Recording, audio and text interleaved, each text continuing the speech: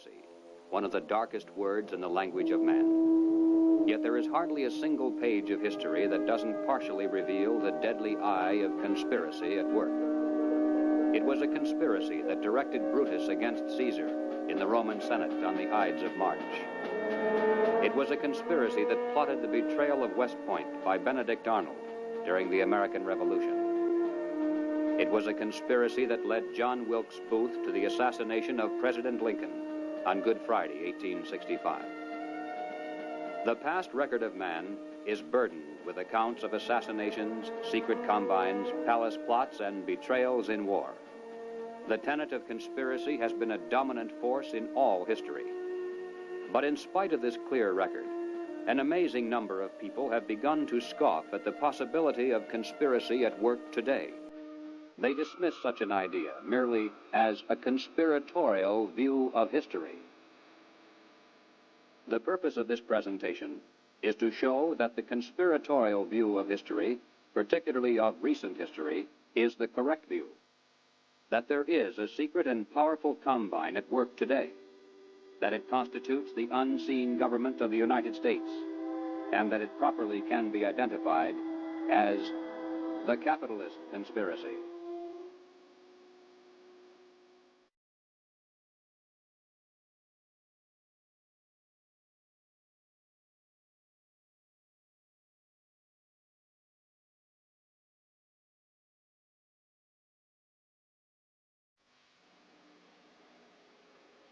In 1963, the nation was held spellbound by the testimony of gangster Joe Valachi as he exposed the inside workings of the international crime syndicate known as the Cosa Nostra, or the Mafia. No matter how carefully criminal conspiracies are organized, eventually they're exposed because someone on the inside goes to the authorities and talks.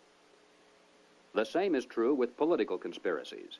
For instance, over the years, there has been a steady stream of defectors from the communist apparatus, and through their testimony, we now have a clear idea of how that conspiracy is organized and operated. But one large piece of the puzzle always has been missing. It's a matter of record that some of the greatest help to world communism often has come from prominent and respectable leaders within the United States.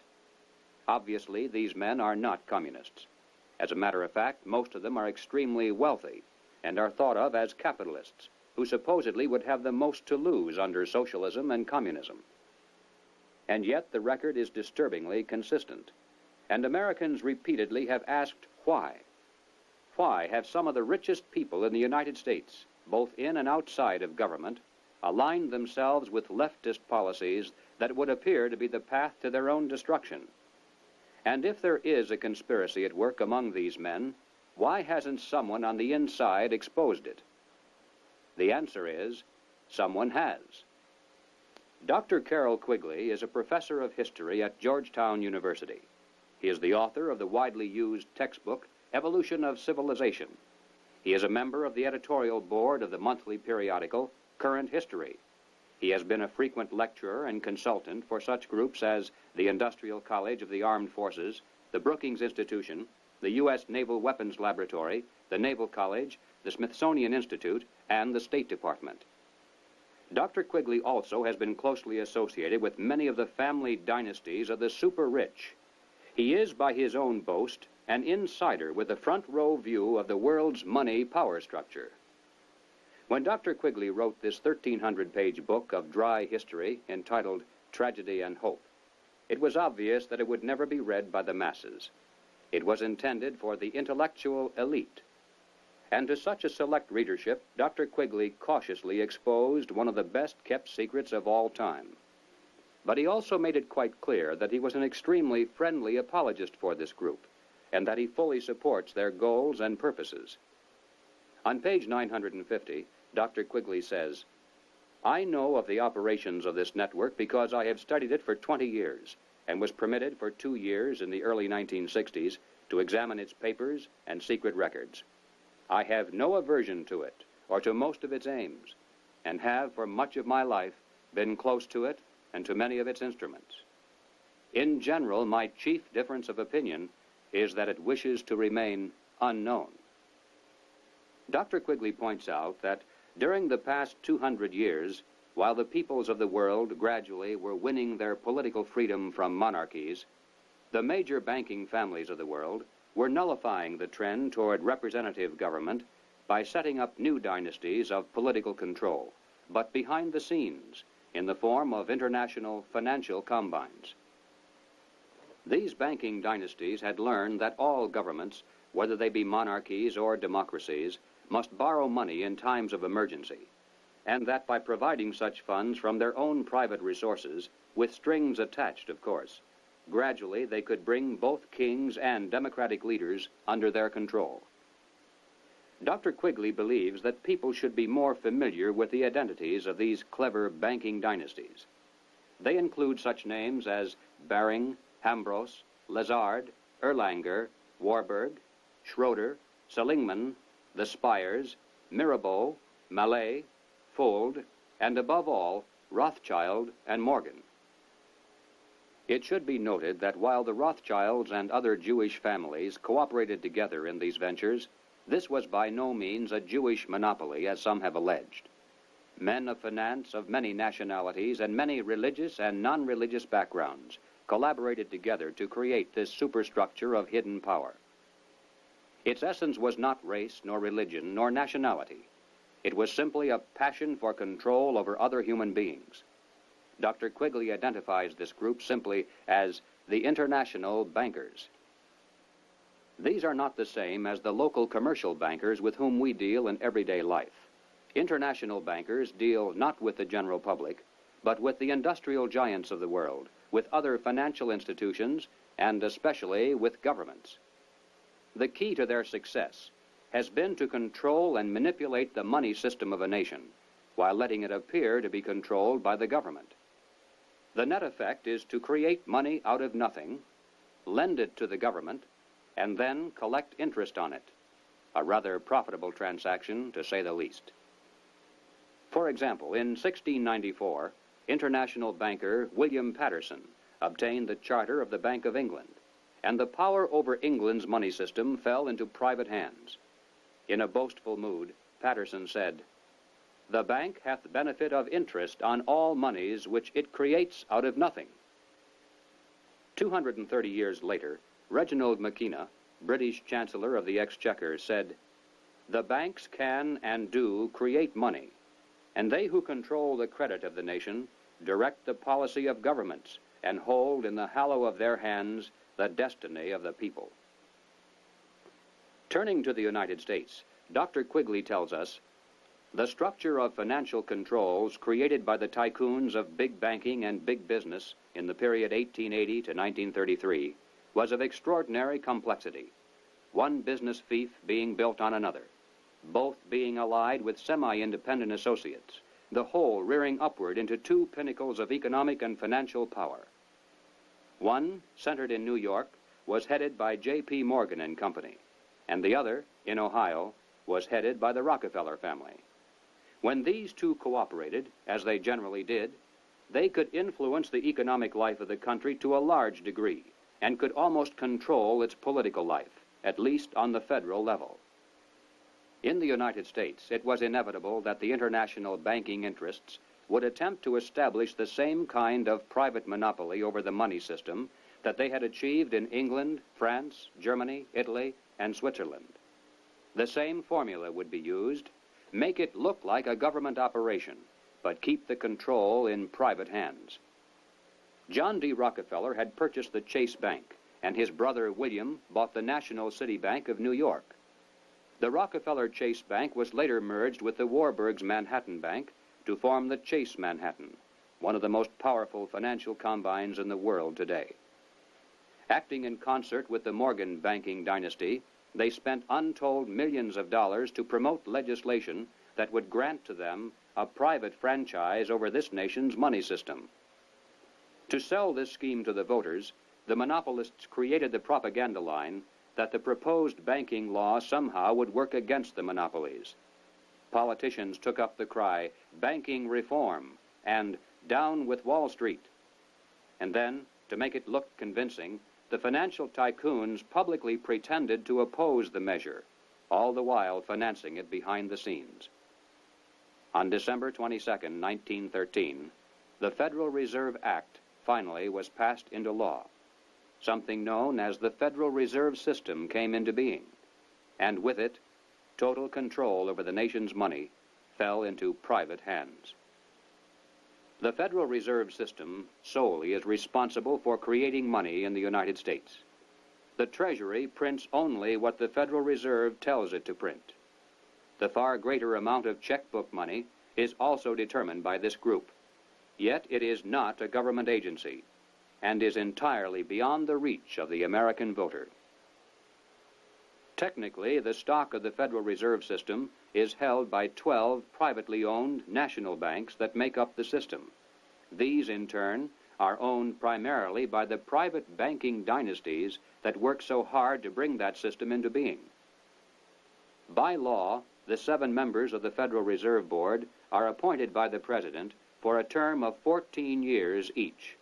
In spite of the incredible length of these appointments, nevertheless, they're supposed to create the illusion that the people, acting through their elected leaders, have some voice in the nation's monetary policies. In practice, however, every president since the beginning of the Federal Reserve System has appointed only those men who were congenial to the financial interests of the international banking dynasties. There have been no exceptions. It is now known that the original Federal Reserve Board was handpicked by Colonel Edward Mandell House, who early in his career had represented British and American banking interests. The intimate papers of Colonel House, edited by Charles Seymour, reveal House as the unseen guardian angel of the Federal Reserve System. In the words of Mr. Seymour, the Schiffs, the Warburgs, the Kahns, the Rockefellers, and the Morgans had faith in House. In 1912, Colonel House authored this book entitled Philip Drew, Administrator. The hero, a thinly disguised version of himself in real life, was a behind-the-scenes manipulator of prominent political figures. In the disguised form of a novel, the book lays bare the general strategy that has been followed ever since, even to the very present. It tells of how a small group of insiders cause a depression and then bring about the election of a man named Rockland. Rockland gives fireside chats and launches a program called the New Era to strengthen government control over the masses. Eventually, the insiders who control the government weaken the country deliberately to the point of civil war, which provides them with the excuse for establishing a dictatorship under Philip Drew. Colonel House was the man who selected Woodrow Wilson as a presidential candidate and later became his principal advisor. Wilson was totally dependent on House for all political decisions. He was his alter ego.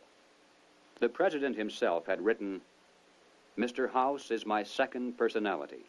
He is my independent self. His thoughts and mine are one. If I were in his place, I would do just as he suggested." When the federal government goes into debt, it borrows that money from the Federal Reserve System. The national debt presently is at the 400 billion mark. Just to pay the interest on this debt, taxpayers are forced to contribute over $20 billion every year. And remember, that is interest on money created out of nothing. At National Convention time, $20 billion can determine far more politics than all the shouting and placard waving and brass bands combined. And one can only imagine the economic and political pressures that are brought to bear on a candidate seeking public office. Pressures and commitments to make sure that if elected, the new president will make the correct appointments, not only to the Federal Reserve Board, but also to ambassadorial posts, government agencies, the cabinet, and even the Supreme Court. This is why, through the years, administrations change, party labels change, but major policies do not. In 1870, a wealthy British socialist by the name of John Ruskin was appointed as Professor of Fine Arts at Oxford University in London. He taught his students that the state must take control of the means of production and organize them for the good of the community as a whole. But he advocated placing control of the state into the hands of a single dictator.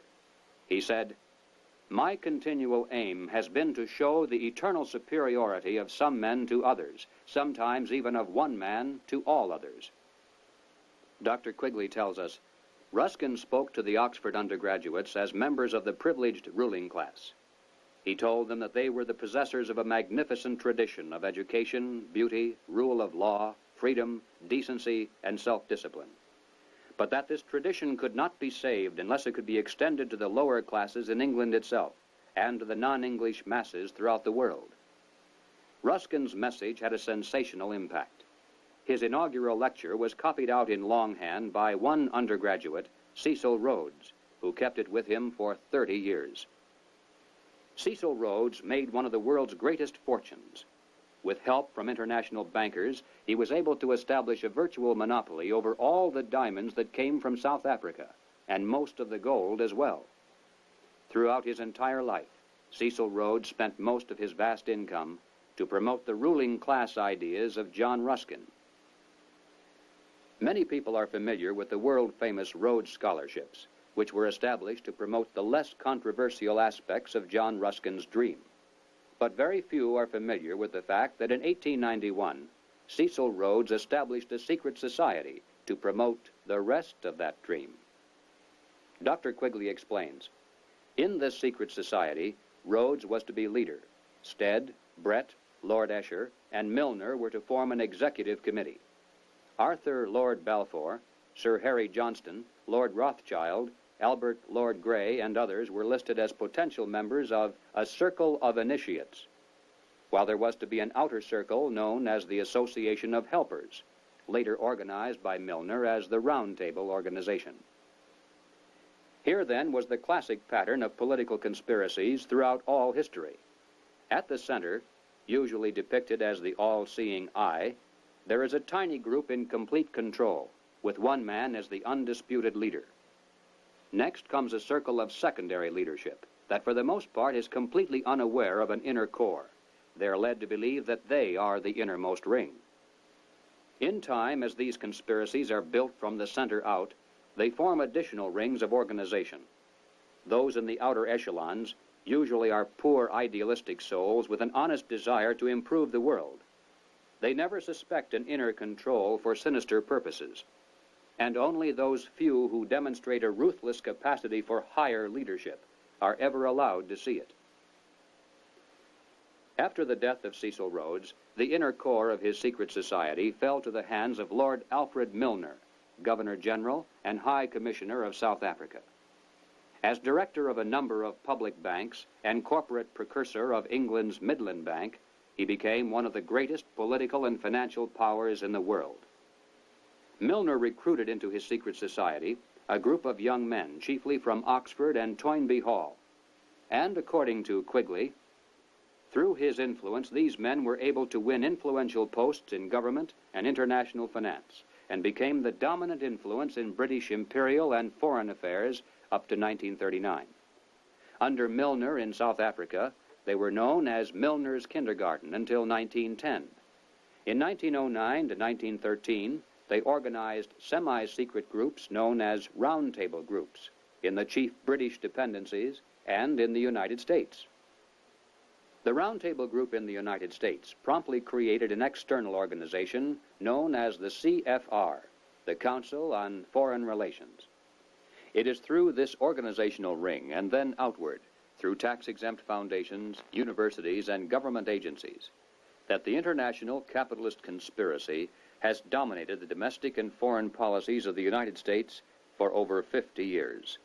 Unless there is any doubt as to who is behind the CFR, Dr. Quigley tells us bluntly, in New York it was known as the Council on Foreign Relations and was a front for J.P. Morgan and Company in association with the very small American Round Table Group. The CFR building is located on the west side of fashionable Park Avenue in New York. Although it definitely is not the center of the conspiracy, and although practically none of its members are aware of an inner control, nevertheless it is semi-secret in its operation. It shuns publicity, and members are sworn not to disclose to the public the proceedings of its conferences and briefings. It has a formal membership of 1,400 elite personalities. In Harper's Magazine of July 1958, there is an article entitled School for Statesmen, written by CFR member Joseph Kraft. Kraft revealed that one of the chief architects for the CFR was none other than Colonel Edward Mandell House. At the time of writing this article, Mr. Kraft boasted that the CFR membership even then included the President, the Secretary of State, the Chairman of the Atomic Energy Commission, the Director of the Central Intelligence Agency, the Board Chairman of 3 of the country's 5 largest industrial corporations, 2 of the 4 richest insurance companies, and 2 of the 3 biggest banks, plus the senior partners of 2 of the 3 leading Wall Street law firms, the publishers of the 2 biggest news magazines and of the country's most influential newspaper, and the presidents of the big 3 in both universities and foundations, as well as a score of other college presidents, a scattering of top scientists and journalists. The CFR, from behind the scenes, has dominated this nation for decades. CFR members include top executives and journalists for the New York Times, the Washington Post, the Chicago Daily News, Harper's, Look, Time, Life, Newsweek, U.S. News and World Report, CBS, NBC, MGM. They include directors of the Ford Foundation, the Rockefeller Foundation, the Carnegie Endowment Fund. They include Presidents Hoover, Eisenhower, Johnson, and Nixon, Secretaries of State Stettinius, Atchison, Dulles, Herter, and Rusk, a fantastic percentage of the President's cabinet, undersecretaries, the Federal Reserve Board, ambassadors to other countries, Supreme Court justices, and presidential advisors. The average American has never heard of the CFR, yet it is the unseen government of the United States. It's a sobering fact that the hidden power structure of international finance has exerted tremendous influence over public opinion in this country through its virtual control of higher education and major segments of mass communications. The human mind is like a computer. No matter how efficient it may be, its reliability is only as great as the information fed into it. If it is possible to control the input of the human mind, then no matter how intelligent a person may be, it's entirely possible to program what he will think. And yes, it's even possible to program people to laugh at the mere mention of the word conspiracy. Such programming, of course, can work in both directions. While one group has been conditioned not to see any conspiracy at work, another group has been led to believe that communists have been behind practically everything, a position easily made to look ridiculous. These well-intentioned anti-communists have been correct in their charge of conspiracy, but incorrect in knowing who to blame. As far back as 1907, Trotsky was financed by British bankers. By 1917, the major financing for the communist revolution in Russia was coming through Lord Alfred Milner, the leader of that inner core within the roundtable groups and the CFR. In America, Jacob Schiff of Kuhn, Loeb and Company gave $20 million to Trotsky. From Germany, millions more came from Max Warburg. The communist movement, not only in the United States, but around the world, always has been financed by the international banking establishment. Dr. Quigley explains why the establishment has never greatly worried about the communist movement in America. He says, "It must be recognized that the power that these energetic left-wingers exercised was never their own power or communist power, but was ultimately the power of the international financial coterie." In the 1950s, when the public became aroused over evidence of communist subversion in the federal government, it was a simple expedient to have a promising young congressman from California dramatically expose one communist agent. The establishment press gave it extensive coverage, the public was placated, and the obscure congressman became a national hero almost overnight. But when Congressman Reese of Tennessee began to investigate the link-up between Alger Hiss, the Carnegie Endowment, the Morgan Bank, and the interlocking tax-exempt foundations, the establishment press and the administration moved mightily against him. The pressures were so great that he was forced to abandon his investigation, and no one has dared to try it since. After a man has far more money than he possibly can spend for pleasures, what is left to excite him? For those with a ruling class mentality, the answer is power, raw power over other human beings. Money can buy such power only to a point. Beyond that, politics is the sport, and world politics is the ultimate game. For the purposes of this presentation, we have referred to those in the international power structure as capitalists. But these men are not really capitalists in the classical sense. They are merely rich socialists. They have gained their vast wealth not through honest competition and free enterprise, but by political influence and favoritism, the granting of government protection to eliminate competition, and by gigantic fraud of the money system, backed by government force. These men are striving to create a world superstate, with the expectation that from behind the scenes, they will be the ones who will rule. Not free enterprise capitalism, but big government is the conspiracy's life force. World government is its ultimate goal. But what is the best way to sell big government and then world government to a people like ours, historically devoted to an independent republic of limited powers? The answer is simple. In revolutionary literature, the tactic is known as pressure from above and below. It's the strategy that Colonel House laid down in his book, Philip Drew, Administrator. Deliberately create problems, and then offer only those solutions that result in the expansion of government. Create conditions so frightful at home and abroad that the abandonment of personal liberties and national sovereignty will appear as a reasonable price for a return to domestic tranquility and world peace. If those who seek world dominion can stimulate leftist mobs into violent confrontation with local law enforcement, and also provide exhaustive news coverage so that the entire nation can see and tremble, then the peaceful and freedom-loving majority can be programmed to accept a vast expansion of government powers and even a national police force, offered supposedly to end the violence. If those who seek world dominion can raise the specter of an enemy armed to the teeth with superior atomic weapons on the verge of launching a nuclear holocaust, and also offer world government as the prevention, then millions of Americans can be programmed to accept the loss of national sovereignty as our last best hope for peace. This is the meaning of pressure from above and below. To put over police state measures at home, they need chaos, crime, and anarchy in the streets. To sell the idea of world government, they need the constant threat of nuclear war. Or, as they say in revolutionary circles, the real action is in the reaction. In 1968, Random House Incorporated published this book by James Coonan, The Strawberry Statement, Notes of a College Revolutionary. Coonan carries the usual New Left credentials and is a classic example of the extent to which a highly intelligent mind can be programmed by the establishment into thinking that it is acting against the establishment. Coonan was one of the leading participants in the first student seizure of an American university, which occurred at Columbia in April of 1968. Initially, the movement was not large and easily could have been stopped by a simple police action. But as usual, the anti-establishment forces received their greatest help from the establishment itself. For several days, police were told not to interfere.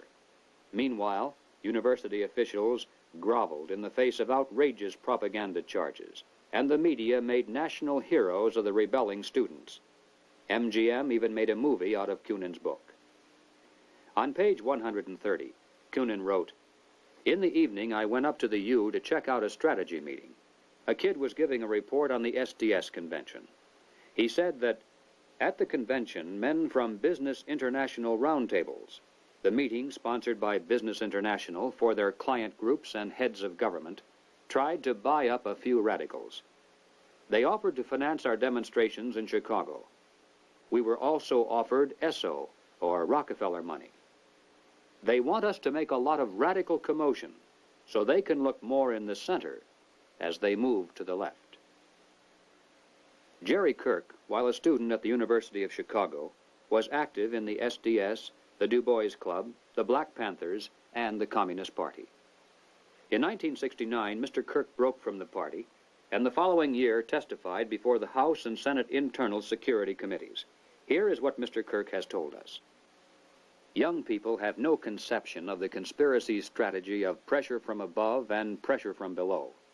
They have no idea that they're playing into the hands of the establishment they claim to hate. The radicals think they're fighting the forces of the super-rich, like Rockefeller and Ford, and don't realize that it is precisely such forces which are behind their own revolution, financing it and using it for their own purposes. When Stokely Carmichael was head of the militant revolutionary group known as SNCC, he was invited to speak at the University of Chicago. Jerry Kirk, then still a Black Panther, was among those who attended, and here is how he described Carmichael's appearance. Mr. Carmichael was obviously in the middle of something rather important, which made him more nervous and more tense than in the past. He started speaking of things which he said he could not have said before, because his research was not finished. He spoke of the false consciousness of many blacks who believed the Jews were the instrument of oppression of blacks.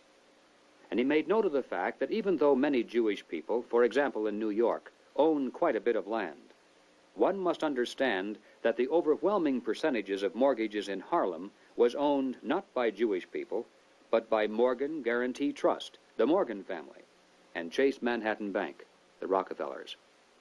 He repeated the line from the song he liked so well. "Something is happening here, but you don't know quite what it is, do you, Mr. Jones?" What he was getting at was that the Jews were simply one strata of society who are themselves being oppressed by people who were much richer and much more powerful.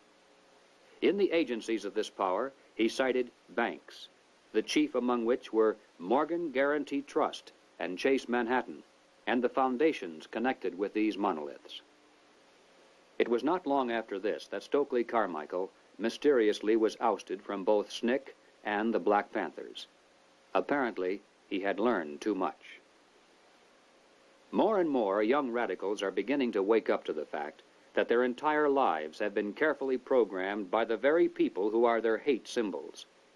They're beginning to realize that their so-called anti-establishment outlook actually is the calculated product of the establishment press, the establishment communications media, the establishment entertainment industry, the establishment schools. Rich men's corporations publish and popularize revolutionary books and songs. Through advertising, rich men's businesses subsidize revolutionary magazines. Rich men's tax-exempt foundations pour millions of dollars into left-wing organizations. The federal establishment in Washington, through agencies like the OEO, provide weekly paychecks to thousands of hardcore revolutionaries. And so we return again to the basic question, why? Why does the establishment publicly condemn but privately support the anti-establishment movement? Former communist Jerry Kirk answers, "The idea is to create a situation where the people are so frightened of the violence all around them that they will throw their hands up in the air and demand, 'Federal government, do something.' And the only choice open will be martial law. The communists, black militants, and revolutionaries will never succeed in overthrowing the government of the United States. But unless they are stopped, they will scare the American people into accepting socialism from Washington and statist rule by the insiders of the establishment. This is what it is really all about."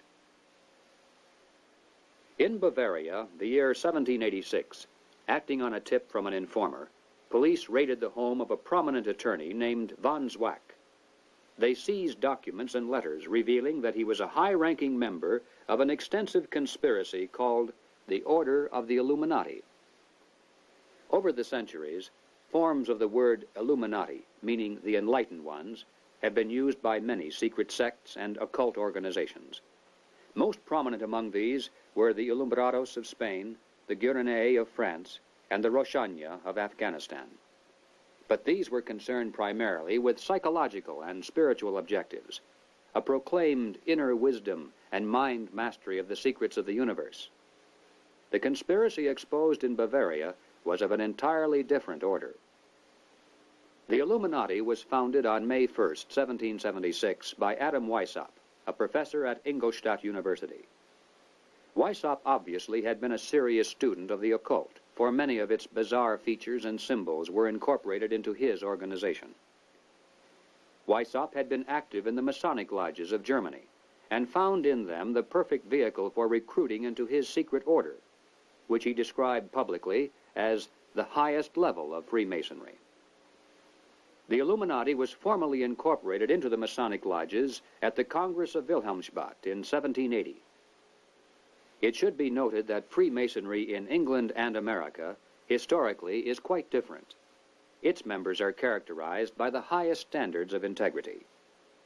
Nevertheless, it is a fact that from 1780 on, the Illuminati did flourish as a parasite on the highest levels of the Masonic movement in Europe, especially the Grand Orient lodges of France. There were 8 conspiratorial rings within rings, advancing from the outermost novice inward to Rex, or king. The king, of course, was Weishaupt himself, who had adopted the code name Spartacus. Those in the outer rings were told that the grand purpose of the order was to make of the human race, without any distinction of nation, condition, or profession, one good and happy family. But by the time the member had advanced to the level of presbyter, or priest, his oath of absolute secrecy and obedience had become deadly serious. Only then was he allowed finally to see the ultimate goal of the order.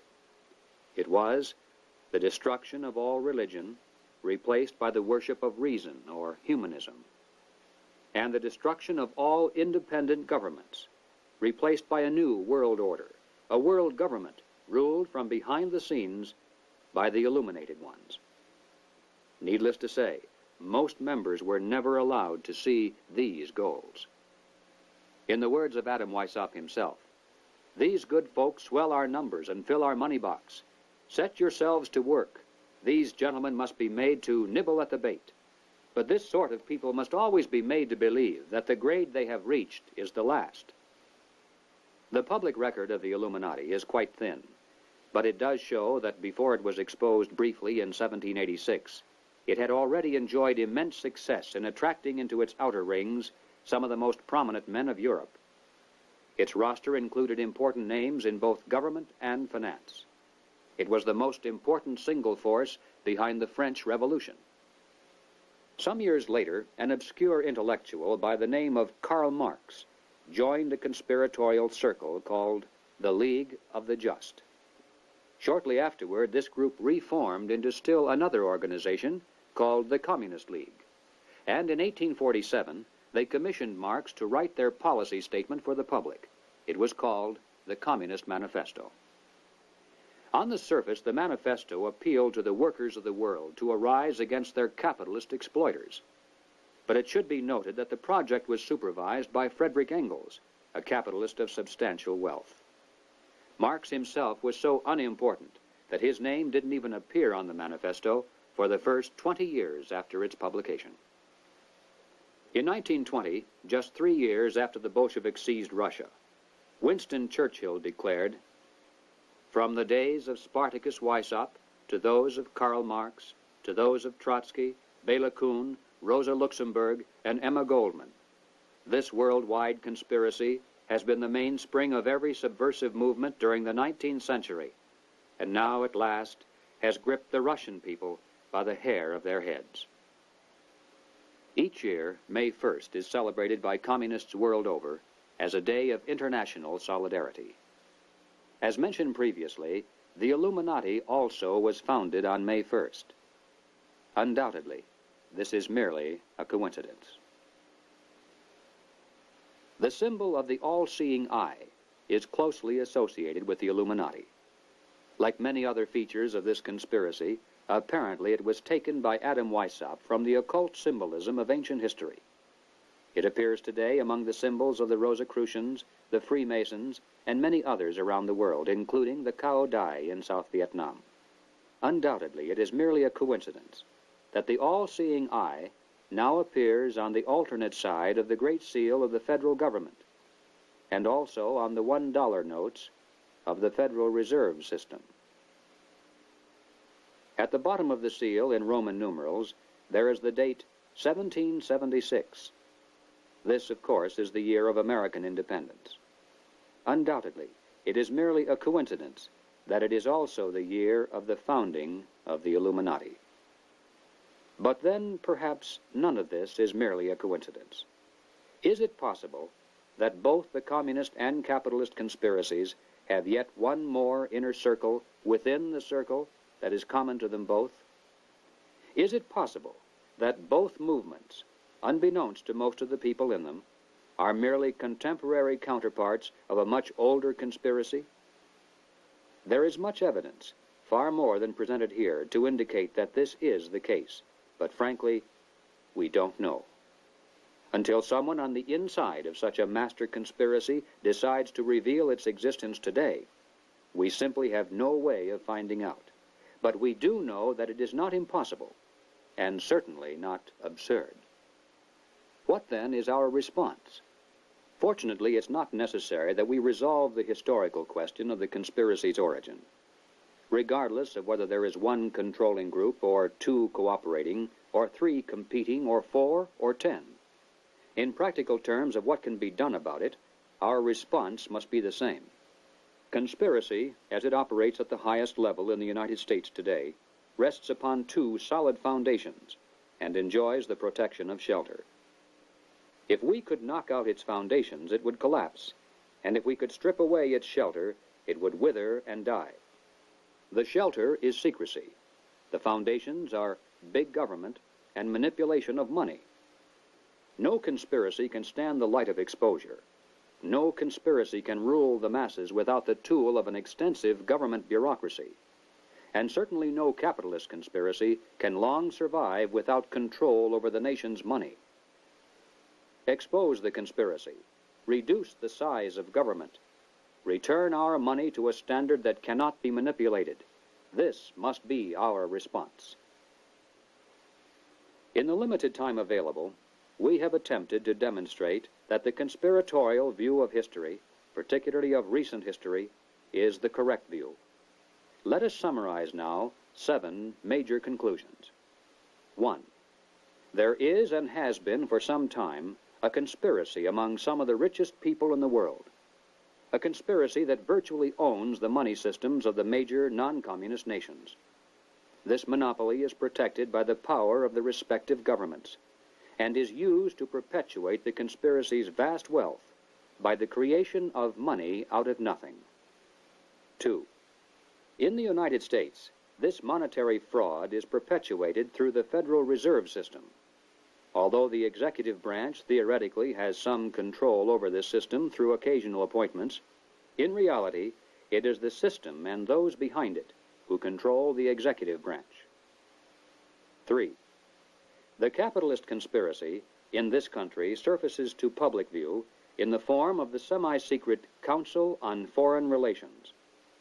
Its members exercise their control over the nation through government, tax-exempt foundations, centers of education, and the mass communications media. 4. On the surface, the capitalist conspiracy appears to oppose communism.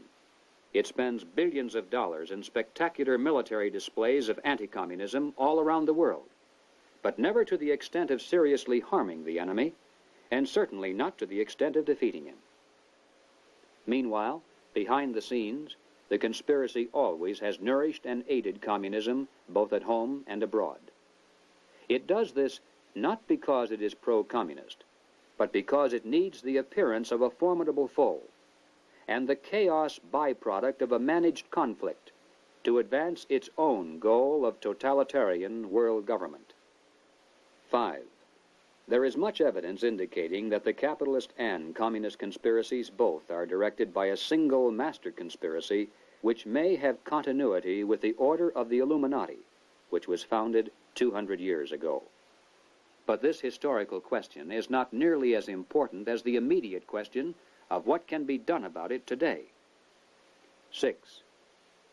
As for our response, we must begin to dismantle the conspiracy's machine of big government. We must restore American independence. We must return our schools to local control. We must protect our police forces from federal aid, which is the certain path to a national police force controlled from Washington. We must denounce revenue sharing as a transparent device leading to control over local government. We must raise up men for political office who not only talk about reducing government, but who will do it once they're elected. And that means men who are totally independent of establishment politics. 7. We must reduce the Federal Reserve System to a service function of clearing checks between banks only. Merely turning the system as it stands over to the federal government, as some have suggested, will not solve the problem. The same people would control it either way. The root of the evil is that money is created out of nothing, and the insiders could do that today just as easily directly through government as they do through the Federal Reserve System. The ultimate solution is to prevent anyone, in or out of government, from manipulating the money supply. And the only way to do that is to return our money to the gold and silver standards. 8. We must expose the conspiracy to public view. If somehow every American could be made aware of the facts contained in this presentation, if it were possible to circumvent the establishment's channels of mass communication and carry this message person to person to our friends and neighbors and fellow club members, the conspiracy would collapse like a house of cards. Yes, the hour is late, but it is not too late if we are realistic in our efforts. As Americans, we can still speak out without fear of imprisonment. We can still join together into patriotic groups to multiply our effectiveness. We can still challenge the establishment's candidates. We still retain that remnant of power to regain control of our own government. With divine guidance and with your help, it can be done.